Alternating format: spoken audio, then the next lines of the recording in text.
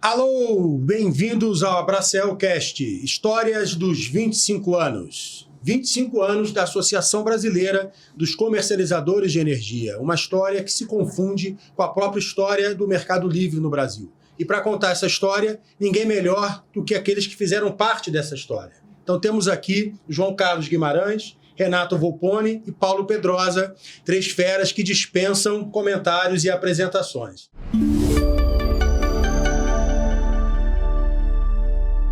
Para começar a contar essa história, esse episódio vai cobrir o período de 2005 a 2013, queria começar falando da transição do MAI, da ASMAI para a CCE, qual foi o significado disso para o mercado. Volponi, por favor.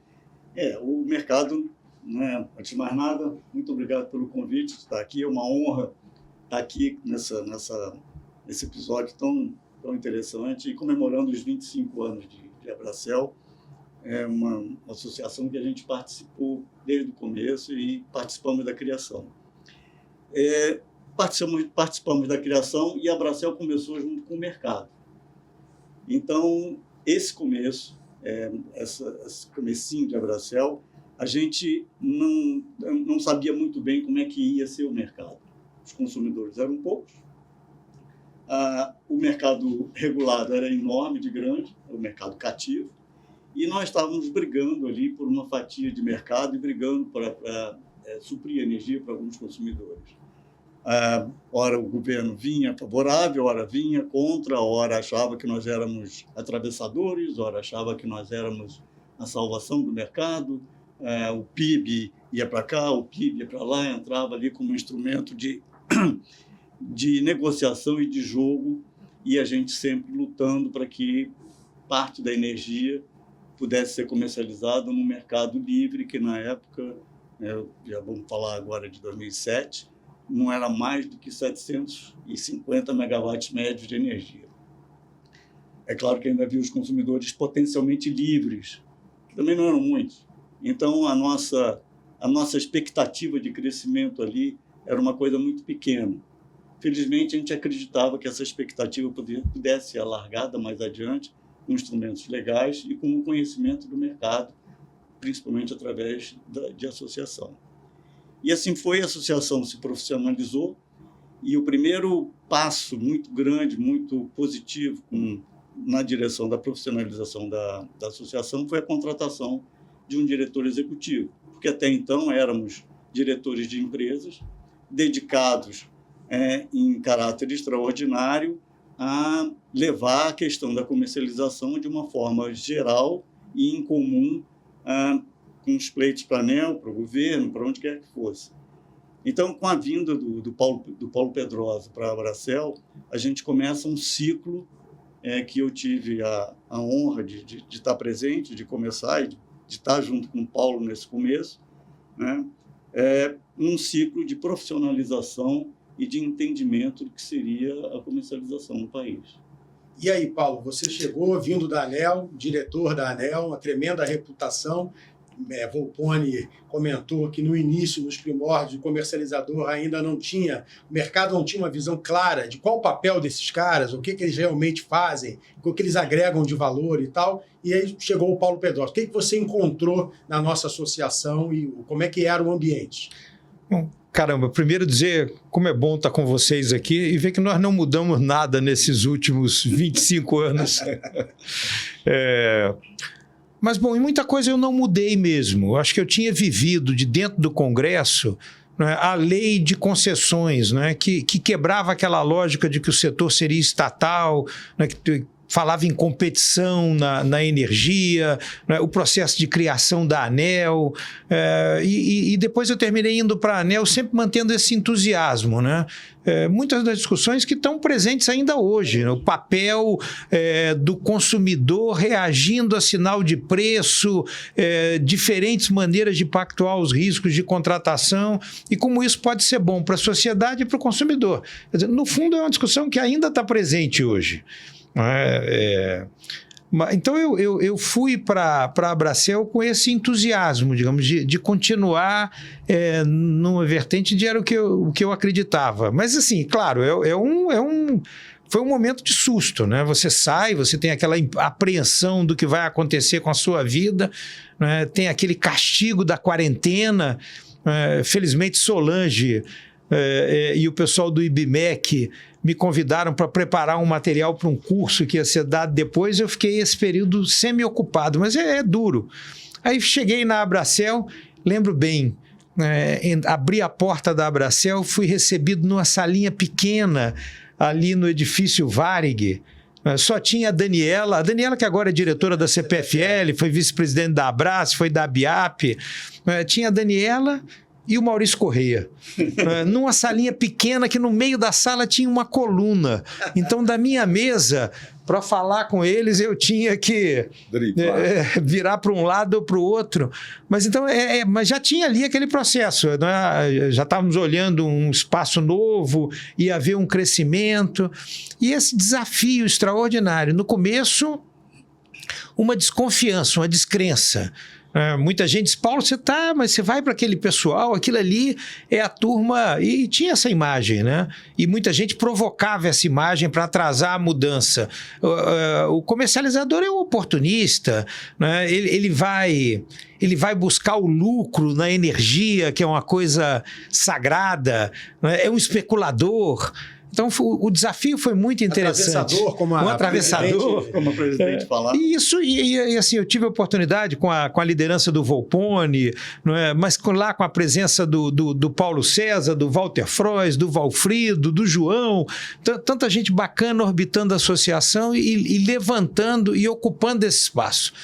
Eu acho que assim, foi bacana ter vivido o momento da associação começar assim como o underdog, não é? E terminar assim, avançando no evento de 10 anos do Mercado Livre que nós promovemos, né? Estava o setor inteiro presente ali e foi um marco. E você, Rodrigo, naquela sua encarnação anterior, né? já viveu esse momento também. Então foi muito bacana. E Volpone, esses anos todos, agora é minha oportunidade de agradecer a vocês todos pela oportunidade. Marcou toda a minha carreira depois daquele momento. E interessante, Paulo, em 2006, o nosso diretor de jornalismo e comunicação, José Casadei, fez uma pesquisa, pegou os relatórios e tal, para nos ajudar nesse roteiro. Mas em 2006, você participou do Enase, já como presidente executivo da Abracel, e entregou uma agenda comum de diversas associações, aí está um embrião, talvez, do FASE,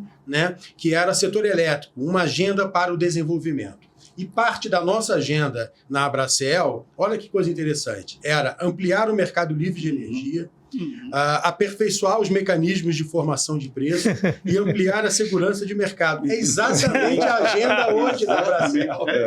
Não mudou nada. Estava na minha cabeça agora falar que a primeira grande briga era alargar o mercado, aumentar o tamanho do mercado.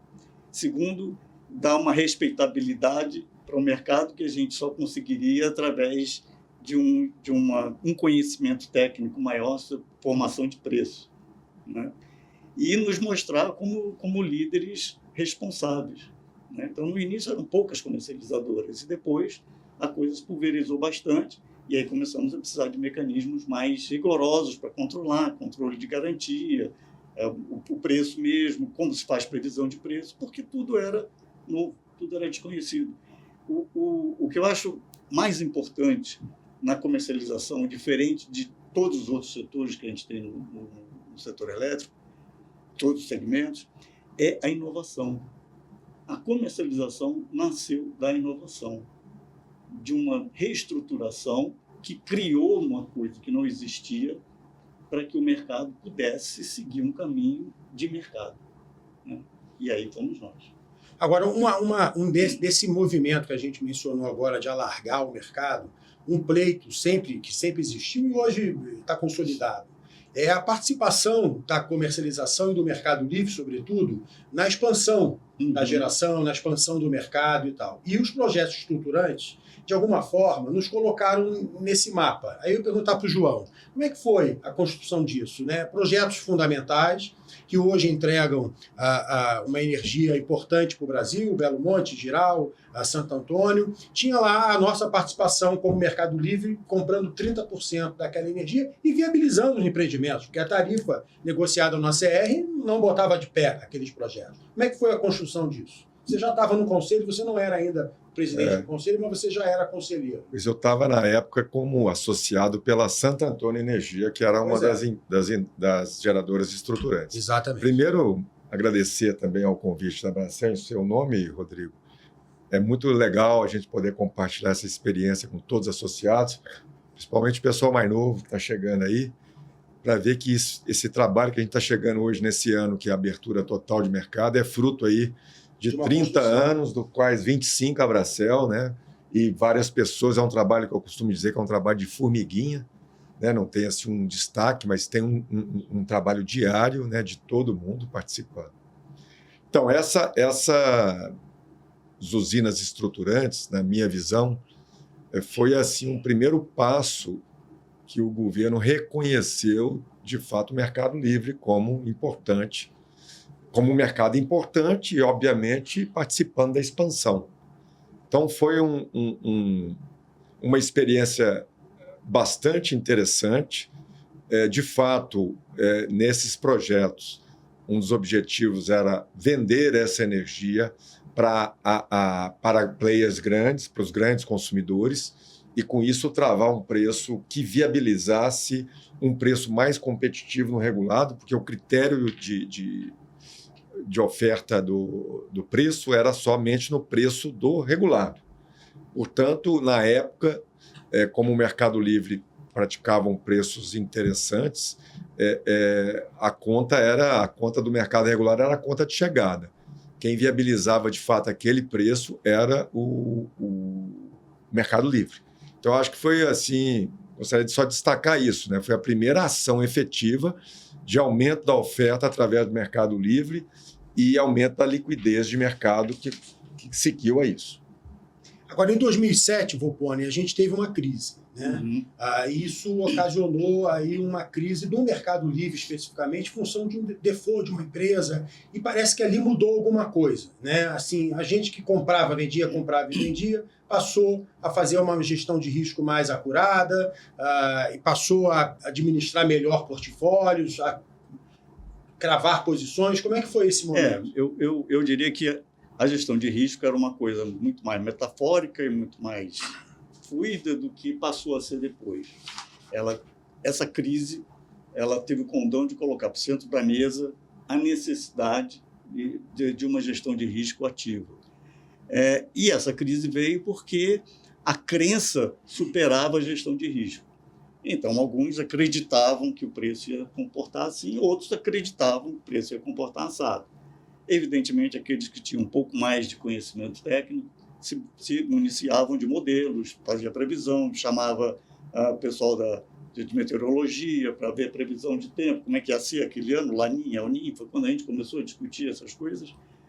Mas, infelizmente, alguns agentes de mercado, né, e eu me lembro muito bem de um episódio, até não sei que era fim de ano, era virada de 7 para 8, numa reunião festiva de Abracel, comentários de que o preço vai cair ano que vem, eu vou vender, vou ficar super aberto, vou vender tudo. E eu olhei, a gente escutava aquilo, para a gente era exatamente o contrário. Eu falei, mas alguém está doido.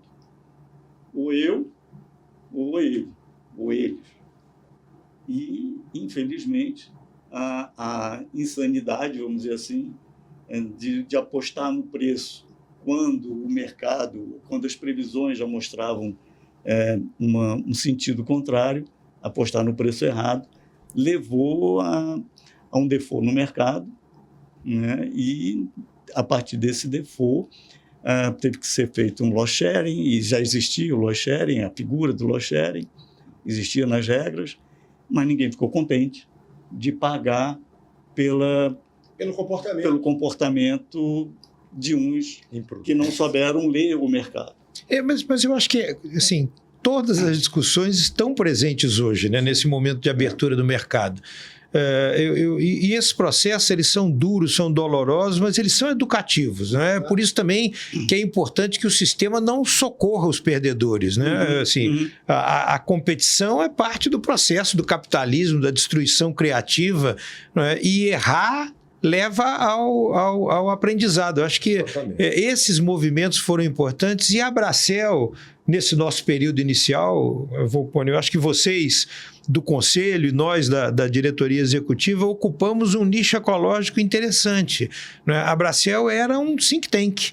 A Bracell promovia discussões sobre a gestão de risco, sobre a formação de preço, sobre o papel do trader. A Bracell, novinha ali, recém-profissionalizada, organizou 2 viagens aos Estados Unidos e à Europa. Em 2008, num ano só. A viagem aos Estados Unidos, a Embaixada Americana apoiou, montou uma programação intensiva. Você tomava café, fazia uma visita, almoçava trabalhando, jantava trabalhando, mas e com presenças do ANS, do Ministério, fazendo um aprofundamento das discussões sobre o mercado de energia, do PJM, né? Fomos a meca do mercado de energia na época, que era o Nord Pool.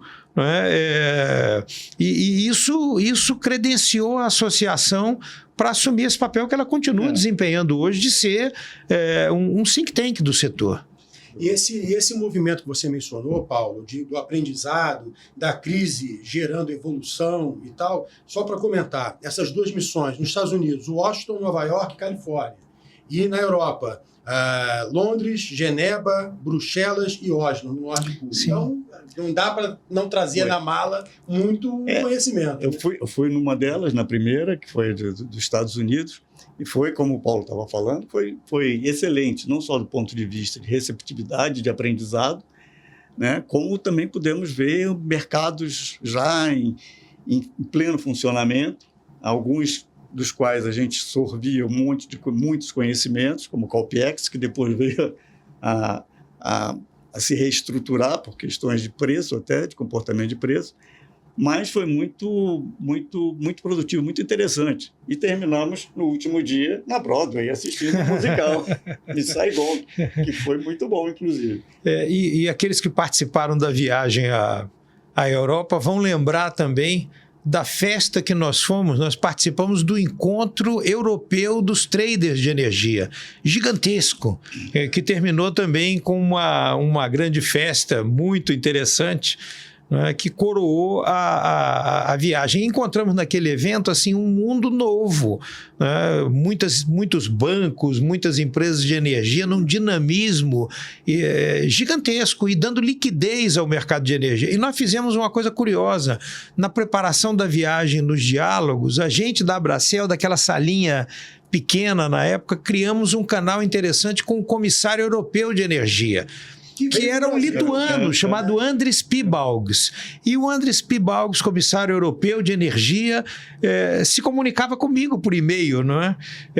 E ele era uma pessoa entusiasmada com a abertura do mercado, e veio ao Brasil num evento que a gente ajudou a trazê-lo para vir para cá e falar para aqui para o Brasil que a abertura do mercado, a resposta da demanda, a distribuição dos riscos, né, tinha que ser uma política pública. Quer dizer, no fundo, o grande ensinamento com ele era dizer o seguinte, ele dizia, Paulo, quem tem que querer o mercado é o governo. Os agentes de mercado, os consumidores vão trabalhar sempre para um mercado menos desenvolvido. Não é? É claro, um mercado de pouca transparência, né, sem um preço visível, de baixa liquidez, é um mercado de margens altas. Então, é o governo que tem que ser o protagonista do desenvolvimento do mercado e é o regulador que tem que garantir que esse mercado traga resultados para a sociedade. E ele veio aqui dizer isso. Isso foi importante para muitos agentes assim, do regulador e do governo que ainda tinham um certo preconceito com o papel do mercado, né? beberem nessa fonte de um continente escolhendo a solução do mercado em busca da eficiência. Eu me lembro bem desse evento, foi organizado pelo Canal Energia. Parceria com a Abracel. Tem vários eventos no Abracel. E a gente até chegar no encontro anual, que a gente vai chegar logo mais. Mas esse movimento de reação do mercado à ação de alguns agentes gerou também, em 2008, a criação do nosso Código de Ética. Sim. Né? Que não existia. Né, e teve essa evolução dentro da associação. Pessoal, quem está aqui precisa comungar dos mesmos valores, estabeleceu-se um código de ética, um conselho de ética, que é o que perdura até hoje. A gente está buscando, e tem uma proposta para ser deliberada ainda esse ano, da autorregulação dentro da Abracel. Está pronta e já foi apresentada amplamente para os associados, mas o que nós temos até hoje é fruto desse trabalho de vocês em 2008. A discussão do contrato padrão também, né? Para facilitar o mercado, para dar liquidez às plataformas. Eu queria chegar nas plataformas. Você tirou o bolso do colete, o contrato padrão. Veio o BRICS e logo depois um contraponto do mercado com a BBCE. Podiam falar um pouco disso. O BRICS, eu acho que foi a primeira iniciativa de uma bolsa. Quando a gente começou a sentir que o mercado de energia... Primeiro, voltar um bocadinho atrás, que é interessante, um dos impactos que a gente teve quando a gente viajou, é a gente perceber que nos mercados de energia lá fora, você considera a entrega de energia não física. A energia é tratada como um ente financeiro. E no nosso mercado, ainda é um mercado de entregas físicas. Isso é uma barreira muito grande para que você possa crescer com o mercado e dar mais liquidez para o mercado. E isso levou a gente a pensar em bolsas. Porque na bolsa você tem uma troca, você tem derivativos, você tem outros produtos, e esses produtos podem ser negociados tendo em vista a energia que lá no finalzinho da cadeia tem a entrega física. E foi daí que começou a surgir a discussão de bolsa. De bolsa. A gente não sabia muito bem quais eram os mecanismos, fomos estudar um pouquinho mais as bolsas e surgiu o BRICS. Né? Antes disso, tinha surgido as negociações na Bolsa de Valores do Rio de Janeiro, que estava esvaziado, e abraçou isso daí com muita... Falamos disso no último episódio. Muito bom. E abraçou isso com muito entusiasmo, mas era até engraçado. Teve um negócio. Teve. A gente... E um negócio meio que... Vamos combinar que a gente vai fazer um negócio lá? Então, não deu certo, mas deu certo porque isso trouxe outras ideias para dentro da mesa, para cima da mesa. Então, isso foi muito interessante. E hoje eu fico muito satisfeito de ver os contratos sendo negociados, os produtos sendo negociados em plataformas, mas ainda estamos limitados só pela entrega física. Agora, João, fala um pouco da BBCE. Isso. Havia, na época, uma preocupação quanto à Bolsa anterior, dada que tinha um agente de mercado que era sócio dela. Então, havia uma preocupação quanto à isonomia, acesso à confidencialidade das informações, e isso acabou, né? A gente estava... Esse episódio aconteceu num almoço no shopping Iguatemi, lá em São Paulo. Estavam alguns membros do conselho com algumas empresas de comercializadoras. Aí surgiu essa ideia, por que a gente não cria uma bolsa de verdade? Porque tinha BRICS, que eram de 3 empresários. Isso. Né? E um deles participante do mercado, e isso gerou um desconforto, né? Claro. E a gente, na época, até cunhou assim, do mercado para o mercado. Ou seja, vamos fazer algo que seja um balcão organizado, onde quem quiser ser sócio pode ser sócio. Não existe restrição alguma. Na verdade, quanto mais sócios, melhor, que mostra de fato que é um instrumento de mercado. Saímos daquele almoço e depois começamos a pensar, a organizar. Isso culminou com, se eu não me engano, 13 empresas, né, das quais, na época, estava na EDP, foi uma delas, que a gente organizou, então, a BBCE, para ser o instrumento do mercado, para aumentar a liquidez, para dar transparência de preços e facilitar as operações. Até então, 99,9% das operações eram feitas bilateralmente através de um telefone, um e-mail, mas principalmente telefone. E aí eu vou contar um caso interessante, né? Porque a EDP, nós fomos um dos pioneiros nesse movimento. E a minha mesa lá resistia a usar a BRICS, a BBCE. Resistia. Tinha dia que eu tinha que dar aquela ordem unida. Vocês têm que usar a BBCE, que absurdo. Nós somos sócio fundador e vocês ficam no bilateral. Aí vocês gostam mesmo é daquela conversinha para contar o fim de semana, o jogo de futebol. Não tem problema. Mas temos que usar um instrumento de mercado para isso. Demorou 5 anos para a BBCE pegar. E nesse período, né, que foi a travessia do deserto da BBCE, basicamente os sócios bancaram a diferença para fechar as contas da BBCE, até que finalmente a BBCE deslanchou. E hoje eu diria que não tem nenhum agente de mercado que o primeiro ato dele de manhã cedo é ligar o computador e ver e acessar a BBCE. Então, de fato, ela se tornou uma ferramenta essencial para promover transparência, divulgação dos preços, aumentar a liquidez e, de fato, foi um sucesso, está sendo um sucesso. Agora, Paulo, eu me lembro bem, estamos em 2008 ainda, hein?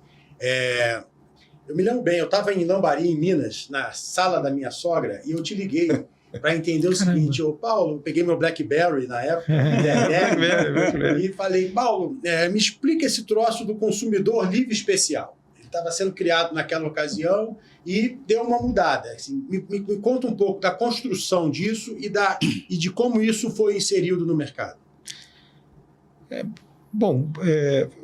Foi um movimento paralelo, né, a partir da energia incentivada, né, com o desconto no fio. Que, de novo, quer dizer, tudo que a gente tem conversado aqui, né, a gente percebe que o Brasil ainda precisa avançar. Né?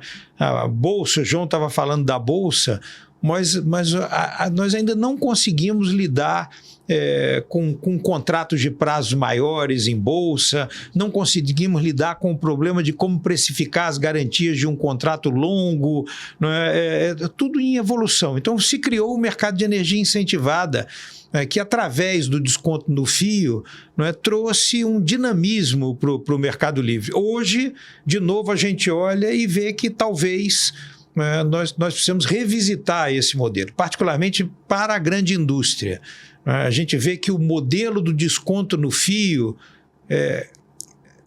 afasta a grande indústria desse mercado de energia incentivada, porque a grande indústria usa pouco fio. Então, idealmente, nós deveríamos avançar para um modelo em que esse incentivo de política é dado na forma de um selo, né? E esse mercado, inclusive, se funde com o Mercado Livre para dar maior liquidez. Então, eu diria, lá atrás, segregar o mercado foi importante, uma estratégia de desenvolvimento. Hoje, talvez, a gente esteja vivendo uma crise do contrário. Nós estamos com um mercado segregado entre o mercado dos consumidores que não pagam nada pelos subsídios, os mercados dos consumidores que não pagam nada pela GD, e o mercado de autoprodução, o mercado de energia incentivada, e o mercado de autoprodução com energia incentivada, e o Mercado Livre que, no meu entendimento, ele está sendo enxugado e seria o principal mercado para o trade de energia e para garantir eficiência para quem produz e eficiência para o setor elétrico. Então é interessante, Rodrigo, o que você está trazendo e me faz ter essa reflexão. Lá atrás, segregar foi o caminho de desenvolver. Talvez agora nós estejamos chegando num momento em que a gente tem que refletir sobre unificar de novo os mercados para dar maior eficiência e maior liquidez. Eu queria comentar esse aspecto. Da mesma forma que as usinas estruturantes foram importantes, foi a primeira participação efetiva do Mercado Livre na expansão, quando se criou a energia incentivada, também foi o segundo instrumento de expansão da geração. Quando você olha aí a expansão da geração incentivada, ela tem um papel importante na expansão do Mercado Livre, principalmente no boom da incentivada, que de fato aconteceu até durante a nossa gestão lá, que foi 11 e 12, que houve de fato o boom da incentivada. Começou o boom da incentivada no Brasil, mas é um problema no Brasil que quando se cria um subsídio, ele nunca acaba. É eterno. Então, Na verdade, ele tinha que ter... Qualquer iniciativa dessa natureza deveria ter prazo de validade. Claro. E, infelizmente, não teve. E eu concordo com você que está na hora. E esse olhar pela eficiência, né? Eu me lembro, num dos momentos de abertura do Mercado Livre, né, que geradores incentivados que vendiam para alta tensão descontrataram seus contratos, indenizando os consumidores e migraram para vender na tensão mais baixa, onde o subsídio era maior. Isso gerou 1 bilhão a mais de subsídio sem aumentar 1 megawatt a oferta de energia no setor.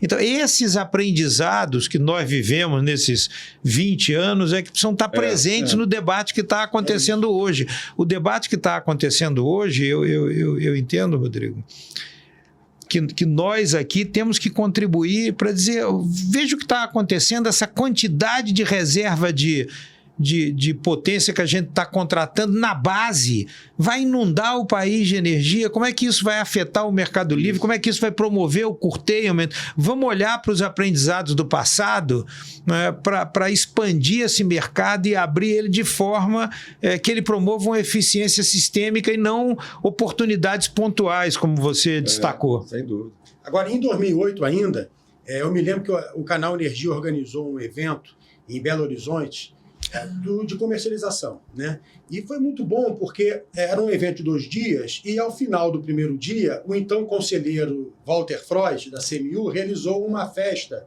na casa dele e tinha um saxofone e a gente viu o networking acontecer ali e eu falei, poxa, isso aqui os comercializadores precisam desse espaço, porque eles fazem negócios, a relação pessoal é importante, e aí veio a ideia de fazer um encontro anual do Mercado Livre, num resort, emendando o final de semana, para as pessoas levarem as suas famílias. Eu fui levar essa ideia para o Pedrosa.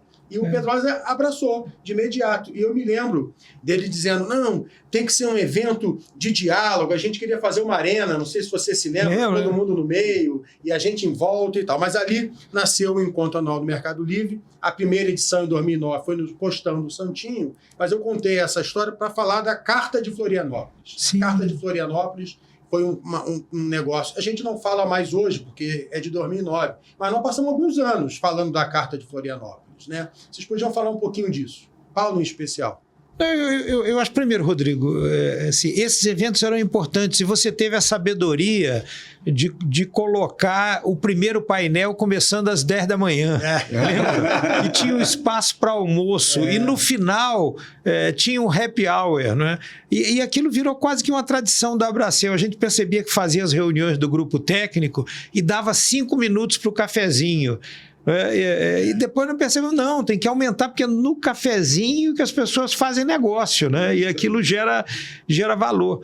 Mas a Carta de Florianópolis foi mais um marco desse momento da Abracel. Eu dizia, a Abracel ocupou o nicho ecológico de ser um think tank, de olhar para o futuro, de olhar para o mundo, de falar de eficiência. Né? A Carta de Florianópolis promoveu uma grande união em torno, acho que até a gente pode depois procurar e colocar no link na divulgação desse evento, mas a Carta de Florianópolis, de novo, foi uma afirmação de crença no mercado, na eficiência, no papel do consumidor, não é? Na valorização da energia que o Brasil tem e que pode ser limpa, barata e segura, uma afirmação do setor com a presença dos reguladores, dos formuladores de política, um marco também nessa história da Abracel. Olha o que a Carta de Florianópolis trazia, eram 10 itens.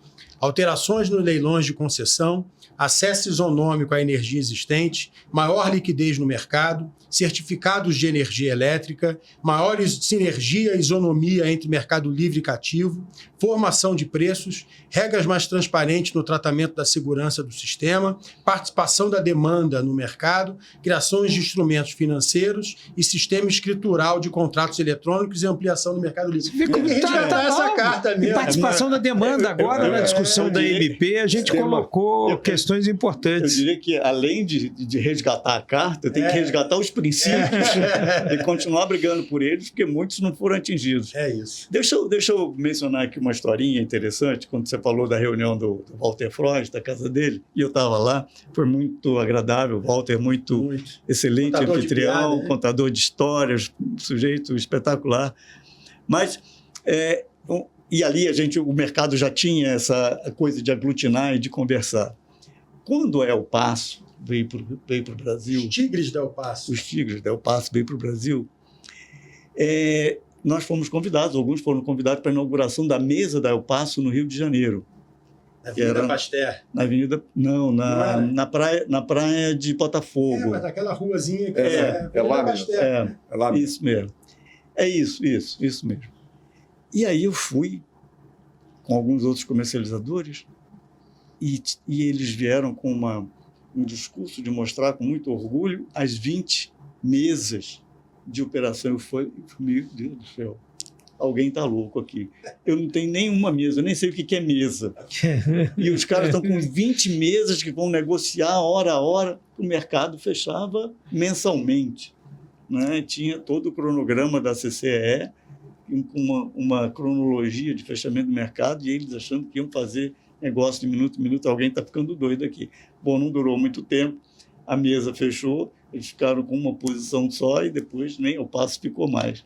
Mas era uma coisa muito interessante de como trazer a ideia de um mercado de energia elétrica para o Brasil sem o cuidado de, digamos assim, tropicalizar a experiência, podia levar a um erro desse tipo, desse tamanho, né? Foi muito interessante essa experiência, e a gente aprendeu até como é que se via o mercado de energia elétrica de forma profissional, porque era o que eles estavam trazendo. O que eles estavam tentando fazer. E hoje a gente vê comercializadores com salas enormes, cheias de mesas tradando energia. Eles estavam no futuro, no presente errado. Exatamente.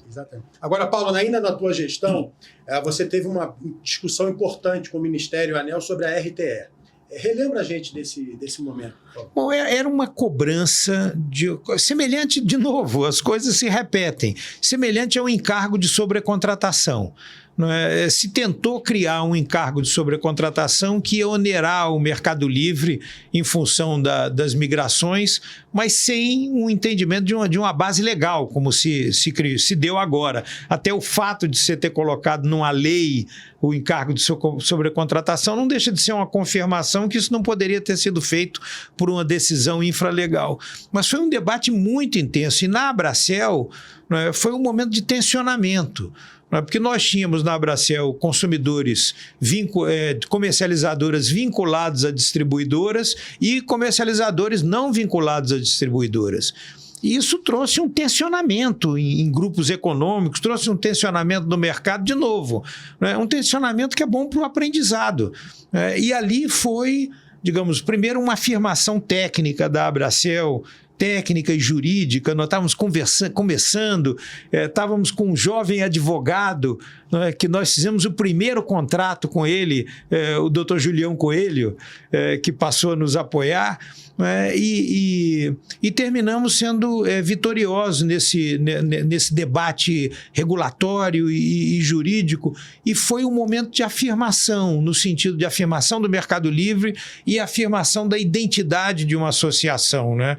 Que escolheu defender o seu segmento assim, com um foco muito claro. Foi uma vivência interessante. Em 2010, teve o evento que você mencionou dos 10 anos da associação. E ali estava o mercado inteiro. Eu me lembro bem, foi no Brasil 21, né? Vocês deram uma moeda redonda de 10 anos para 5 pessoas. Eu fui uma das pessoas, o Paulo me ligou, eu sou muito grato, tenho ela atrás da minha mesa até hoje. E eu sentei na mesa com o Gerson Kelma, com o Thomas Kim, e os caras todos que faziam a governança estavam nesse momento. Então, acho que ali os comercializadores já tinham subido alguns degraus. O lugar era bacana, tinha um buffet bacana, tínhamos uma palestra da Miriam Leitão. Foi um momento muito bacana, muito bacana. E é claro, quer dizer, a gente erra e acerta. Eu guardo na minha carreira alguns ressentimentos. Um deles foi que naquele evento a gente deveria ter homenageado o Paixão. Lindolfo Paixão. Não, mas é claro, eram 5 e tudo muito...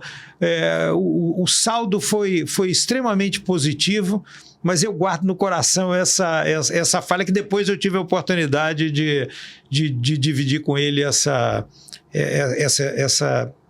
dor. Agora, João, aí vem você assume a presidência da associação. Você trouxe alguns elementos que você já participava na sua empresa, do planejamento, que dura até hoje, da pesquisa com o associado. Fala um pouco dessa tua visão, o que você trouxe para a associação naquele momento. Então, quando eu entrei, vindo de uma grande empresa, né, EDP, meu histórico, eu senti falta de algumas questões de governança que poderiam aperfeiçoar a atuação nossa. E já tinha o planejamento estratégico, mas era muito mais voltado para mercado, e a gente, na época, fez um processo de consolidação do planejamento estratégico da Abracel. Então, o primeiro ponto foi fazer a reunião, as metas ou as prioridades estabelecidas pelos associados, havia um alinhamento de interesse com a diretoria, ou seja, a remuneração variável da diretoria era a função da realização daquelas metas. Outro ponto foi criar um evento no meio do ano para reavaliar eventualmente essas mudanças no curso do planejamento. Eu me lembro que no 2012 a gente estava reunido nessa reunião do meio do ano e apareceu a MP 579, que depois a gente pode até falar dela. Vai chegar lá. E criamos também indicadores, orçamento, então a diretoria tinha que prestar conta do orçamento mensalmente, e avaliação de satisfação do associado. A gente acredita que isso são instrumentos que eu acho que duram até hoje. Ah, sem dúvida. Né? São um cerne da nossa cultura. E eu, particularmente, dei muito valor para isso. Um outro aspecto também que, na época, o Paulo tinha saído, acho que no ano anterior, foi também o início da gestão do Reginaldo como presidente executivo, que ele ficou aí por 11 anos na liderança da associação. Então, também, a gente... eu sugeri a ele, né? Eu era vendedor de energia, eu falei, vamos começar a vender a Abracel para os próprios potenciais associados que poderiam vir. Então, nós fizemos uma ação, eu e ele, pegamos a pastinha e fomos visitar vários players de mercado. E, se eu não me engano, a gente aumentou significativamente, eu não tenho os números de cabeça aqui, mas um aumento de quase 50% no número de associados. Eu tenho de cabeça, está escrito aqui. Ó. Em 2011 eram 43, em 2012, 60. É muita coisa. E se você contar que, na época, se eu não me engano, a CPFL tinha 4 empresas e tirou 3, então, na verdade, o saldo, de fato, chegou nos 50 que eu queria mesmo. Então, e depois, esse trabalho também continuou. Né? Qual é o número hoje que a gente 104. tem? Então, hoje continuou, já chegamos a mais de 100. Tem um agora, acabou de voltar o Santander, entrou o Bradesco, e agora vem uma outra que está em consulta, uma grande empresa, de um grande banco, também está para entrar, acho que semana que vem a gente aceita ela nos quadros. E de fato, esses trabalhos, eu vou chamar assim, não tem muito charme, né? Não aparece muito, mas eles são muito importantes para o trabalho da associação, para a união da associação e o foco da associação. Exatamente. E agora, em 2011, teve uma iniciativa muito interessante, que o Canal Energia também participou, que foi a certificação de operador de mercado. Né? Então, criou-se ali uma parceria com a FNDTE, ou FDTE, da Unicamp, né? Que faria a avaliação, a Abracel com a CCE, a ementa da prova, e o Canal Energia era o responsável pelo curso. Então, eu chamei o Barrozinho, a gente organizou um curso de 4 dias para preparar o curso preparatório para a prova de certificação de operador do mercado. Isso foi muito importante, né? Acho que era um novo passo. É uma profissionalização, de fato, dando mais um passo, né, nesse sentido da profissionalização. E, na época, um dos conselheiros, o José Amorim, ele já vinha do mercado financeiro, né? E ele... Isso tem lá, né? E tem. Ele é que trouxe a ideia, que foi encampada na época pelo Conselho, e a gente lançou, né, essa prova. E essa prova, ela se tornou relevante, inclusive vários. Sim, as pessoas tinham colocaram orgulho no currículo. E era difícil pra caramba. Era difícil. A gente colocava às vezes 10% dos candidatos. era difícil e muita gente colocou no currículo e as empresas olhavam isso como um diferencial. E até alguns reguladores fizeram a prova para, digamos, se qualificar e entender o funcionamento do mercado. Não, e nesse período, e agora eu posso falar desse período como fora da Abracel, já quando eu saí da EDP comercializadora, passando o bastão para o João. Tem essa também. E fui para a eólica, a gente, em algum momento, também começou a ter um relacionamento com o comercializador e com a Abracel, mais do outro lado do balcão. E esse período, com essa instituição da certificação, foi importante para a gente, porque começou, e para mim, em especial, para vender a ideia de ir para o Mercado Livre, para a minha matriz, foi muito importante, porque começava a ter uma cara mais profissional, começava a ter uma coisa mais impessoal, mais profissional, e que a comercialização realmente, o Mercado Livre realmente estava pegando. Eu acho que foi tão importante e era tão difícil passar, que talvez tenha sido difícil demais. Porque o que eu percebo, e até quando a gente fazia o curso, era o único curso que preparava para a prova, eu percebi que depois de alguns anos a procura diminuiu, porque algumas pessoas tinham receio de se expor à prova e não passar. Entendeu? Então, talvez a gente tenha exagerado um pouquinho na dificuldade, mas foi fundamental. Empresas colocavam na assinatura de e-mail profissional certificado. Na nossa ficha de adesão, até hoje, tem uma linha. Você tem algum profissional certificado como operador de mercado e tal? Então, isso é um diferencial ainda. Com certeza. Agora, Rodrigo, o João estava falando da governança, e eu acho que, voltando no tempo, é importante também lembrar daquela salinha pequena, não é, e dos relatórios do Maurício Corrêa. Falei da Daniela, que se tornou uma profissional de destaque no setor de energia, e o Maurício tinha agilidade, chegava na sexta-feira, ele sentava na frente do computador e fazia um relatóriozinho, até gostaria de recuperar,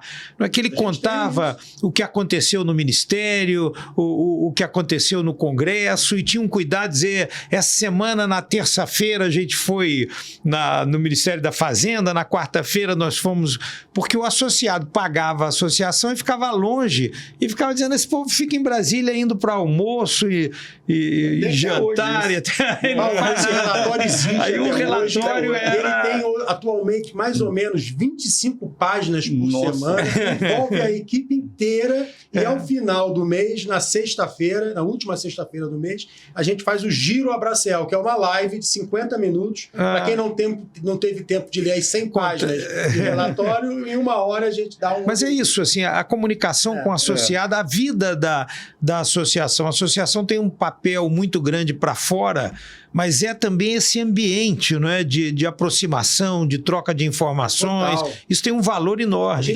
E o Maurício fazia o relatório, acho que nesse podcast sobre o início da associação, quer dizer, é importante falar também nesse papel dele no início, depois do Alexandre, que se juntou ao grupo, e outros que ainda está até hoje, brilhando lá. E uma coisa que eu me lembro sempre e prezo muito, eram as nossas conversas semanais. Sim. Toda semana a gente conversava. Toda semana. E vamos por aqui, vamos por ali, fazemos isso, mas isso aqui, e o associado tal está querendo isso, o associado... Isso hoje é pelo WhatsApp. Era um WhatsApp ao vivo. Vou pôr aí, a associação olhando. Eu lembro que a gente fez uma logomarca nova, não é, que ela tinha 4 hélices, não é? E a ideia era trazer para a Abracel o trade de etanol, o trade de gás natural, não é? O trade de energia elétrica, era um... E isso aconteceu em 2009.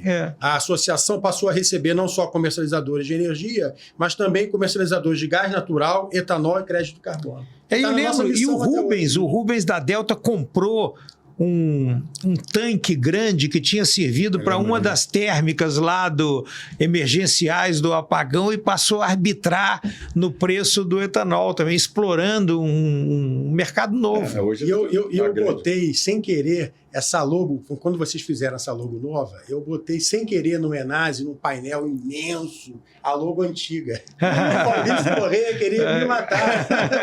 Eu gastei um tempo para fazer essa logo.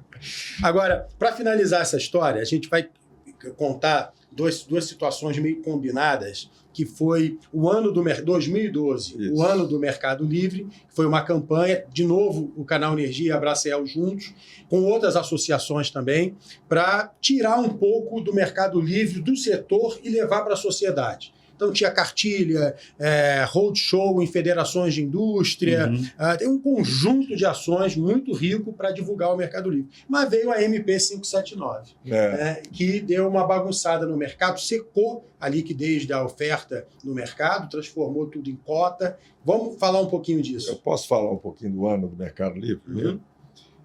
Eu acho que foi a primeira iniciativa, de fato, de inserir esse conceito do Mercado Livre na sociedade.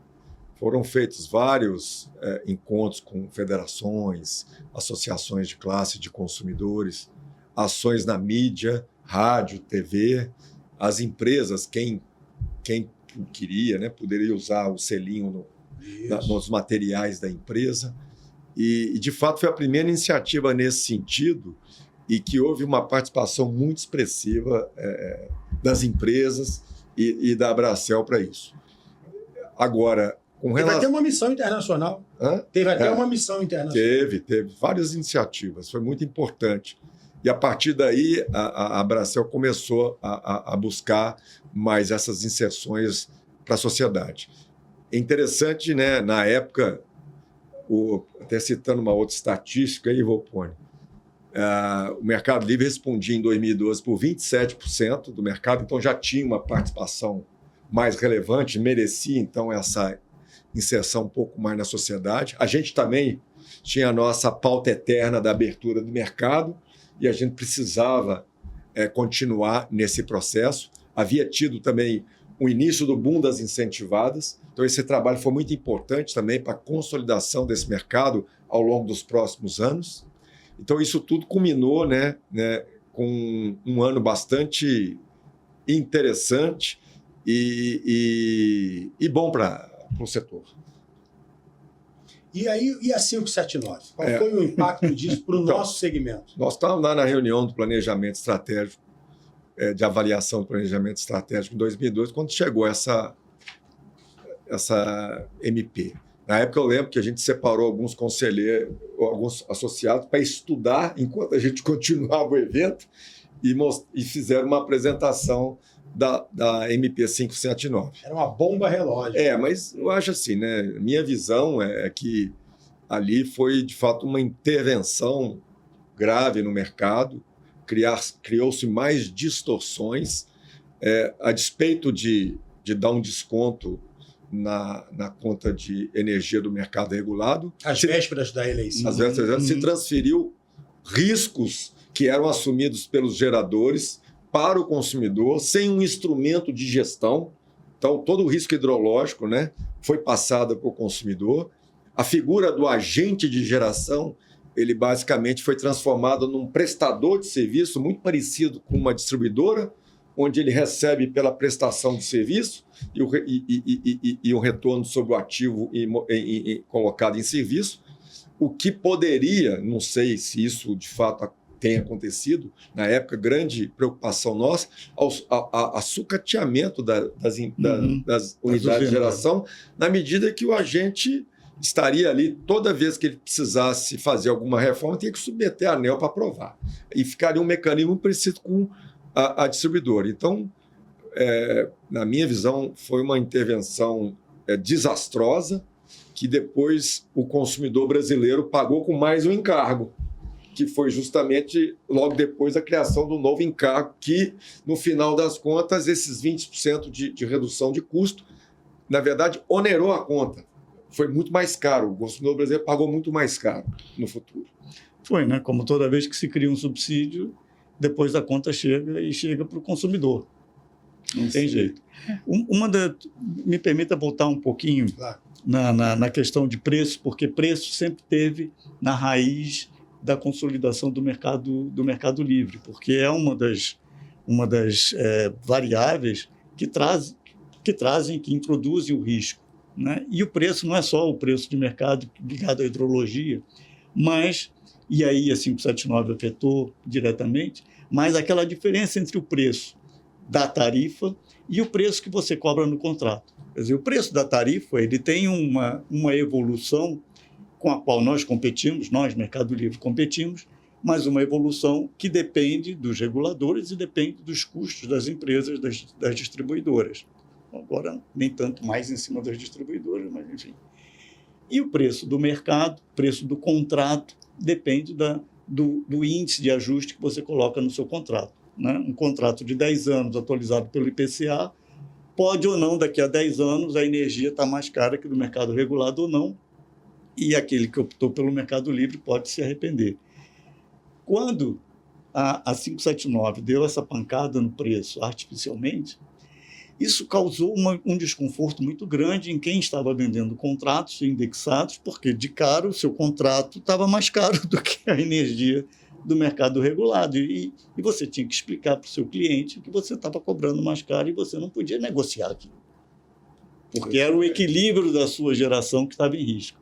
Então, era R$40? Isso, era a cota? Isso criou um desconforto no mercado muito grande para o gerador, e aí era o meu caso na época, para o gerador que trabalhava com o mercado de venda de energia para consumidores.